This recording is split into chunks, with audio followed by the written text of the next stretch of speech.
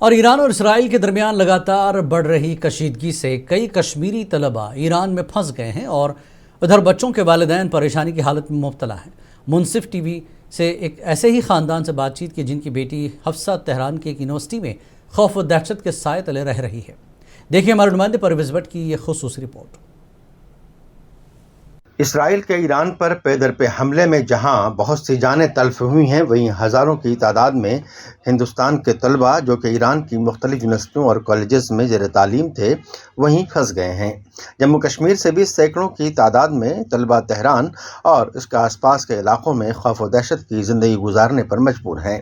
22 سالہ حفصہ یاسین تہران کی شہید بہشت یونیورسٹی میں پچھلے 3 سالوں سے MBBS کر رہی ہے، تاہم جنگ چھڑ جانے کی وجہ سے اب وہ گھر واپس نہیں آ پا رہی ہے۔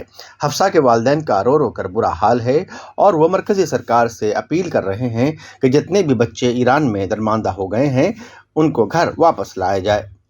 کل سے ان کی بہت وہاں پہ سارے بچوں کی، میں اپنی ہی نہیں بات کروں گی، پینک اٹیکس، وہ ٹرومرائز ہو رہے ہیں وہاں پہ۔ مطلب کرے تو کیا کرے، گھر سے دور ہے، کوئی شیلٹر ہوم تو ہے نہیں وہاں پہ، ایران میں کوئی شیلٹر ہوم نہیں ہے، کچھ نہیں ہے۔ اوپر ہم گر رہے ہیں، میزائل چل رہے ہیں، کیا کیا گر رہا ہے، کہاں جائیں گے؟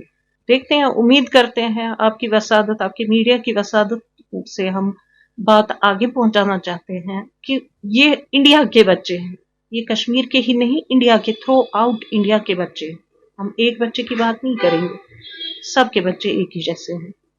ابھی تک کوئی بات نہیں ہو رہی ہے ایویکویشن کے بارے میں۔ ادھر وزیر اعلیٰ عمر عبداللہ نے مرکزی سرکار کو کشمیری بچوں کو گھر واپس لانے کے حوالے سے ایک درخواست بھی دی ہے، تاہم PDP نے الزام لگایا ہے کہ جب باقی ملکوں نے اپنے بچے حفاظت کے ساتھ واپس لائے، ہندوستان اس معاملے میں اتنی تاخیر کیوں کر رہا ہے؟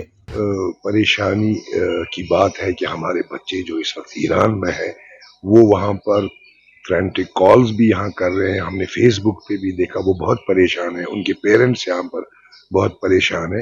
اس سلسلے میں ہماری پارٹی پریزیڈنٹ نے منسٹری آف ایکسٹرنل افیئرز کو بھی لکھا ہے، فارن منسٹر صاحب کو بھی لکھا ہے کہ جلد از جلد ان کی ایویکویشن کا بندوبست کیا جائے۔ تو ہم ریکویسٹ کرتے ہیں منسٹری آف ایکسٹرنل افیئرز سے، فارن منسٹر صاحب سے، کہ جلد از جلد ہمارے بچوں کا ایویکویشن کا جو پروپوزل ہے اس کو تھرو کرے تاکہ وہ واپس اپنے گھر آ جائے اور اپنے پیرنٹس کے ساتھ ملے۔ یہ درد صرف حفصہ کے والدین کا ہی نہیں، بلکہ جب سے ایران اور اسرائیل کے درمیان جنگ کا سلسلہ شروع ہوا ہے، کئی والدین جن کے بچے ایران میں درماندہ ہیں، سری نگر میں خاموش احتجاج کر کے مرکزی سرکار سے اپنے بچوں کی واپسی کی گہار لگا رہے ہیں۔ سری نگر سے منصف ٹی وی کے لیے پرویز بٹ کی رپورٹ۔